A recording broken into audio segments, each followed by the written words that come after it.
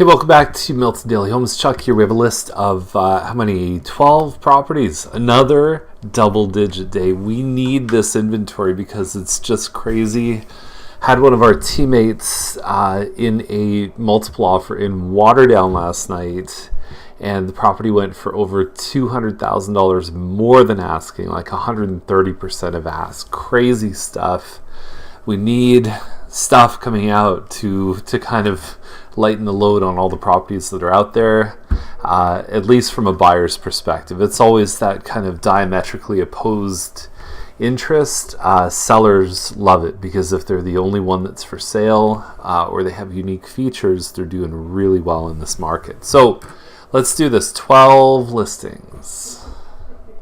So the first two in this list, Farmstead at $520, they're holding back on offers. This is a good deal. It's going to sell for probably high fives. April 27th is obviously an important day. This one on Scott is in Ashfield. It's one of the smaller models. There's 1800 square feet. The larger ones have been selling for like $640, $650, $660. So at $564.9, I'm pretty sure that these guys are going to raise the bar on price. This one comes with a 2-bedroom elevation, and this is a 3, which also helps it compete with some of the larger ones. Next up, Carper Way, 1860 square feet. You've got 9-foot ceilings on the first floor. It says 9 foot. They didn't put a comma here. 9-foot ceilings, balcony off. Those are two separate features right there. But for that size of home at $579, this one's easily going up into the 600s. Now, the deeper lot is good. It also backs onto train tracks. So 130 feet, maybe the last sort of 20 or 25 feet is what we call a sloping berm. So it's actually a hill that blocks some of the sound. It's a sound dampening tool for the train tracks behind. That usually doesn't affect the value in a massive way, but it's still something to know before going to have a look at this place. But for the overall size of the land, size of the house, it should sell for at least this. Now we have a couple of bungalows in this list, which is nice to see. $669 on Ann Boulevard, only 2 bedrooms. Then we have this one on Bell here, 1 bedroom. Now they've done a really, really cool job with the kitchen here, including a skylight, some nice looking light fixtures and so on.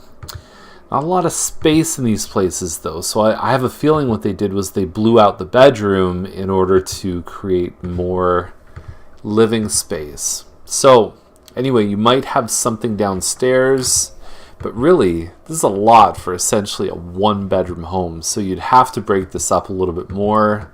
I don't know many people that are fine even with 1 bedroom. Even if it's just a couple or one person, they usually want guest bedroom, office, that kind of thing. So $700,000 is a lot of money, but it's very nice inside. Now, if you ever see a listing like this one on Tyrone and you see room sizes 32 by 36 feet, it's because what happened is you're supposed to put the room sizes in as meters, and if you put them in as feet, then it multiplies everything. So that's kind of, you have to divide by 3 roughly. It's not exactly that, but it'll get you close enough so that you can actually see the size of the rooms. To me, that kind of stuff shouldn't happen, but it still does. So from the outside, not sure which floor plan it is. It could be like a plan 4. A couple of them look pretty similar. But I think when you look at this one here is on Zest. Everyone says Zeus, but according to my good friend Colin Best, who I saw today, thank you Colin, for some great information about some of the developments happening, about school districts, about how they're organizing that. That's what the morning was about. So we're going to have a flight over Milton probably sometime in April too. So the next one's coming up. Anyway, this one here is a plan 6. I believe about 2,300 square feet, almost 100 feet wide across the backyard. Actually, my mistake. This is a plan 7. We talked about this one yesterday. So how you have the rooms here, there, and everywhere on the main floor, and then they've got the 4 bedrooms plus kind of a small loft area upstairs. $899. So you've got definitely a big yard. The value of that, I mean, it ranges, but I would say at minimum you're probably $20,000. You could be up as high as 40 or 50. Builders are going to charge more than that. And then the value of the house, which is in good shape. And we talked about the value per square foot when we talked about the other Plan 7. Last up, we're going to go to Dorset Park. And so when you open up the Oakville Milton list, which I'm going to put in a link down below, the main intersection at Dorset Park is Woodward and Wilson. There's the Max Milk right here, and then Briar Crescent comes behind. So if you ever need milk, you will always have an easy walk to get there from this home. Then you have the two schools. You've got Baldwin, you've got the French school here.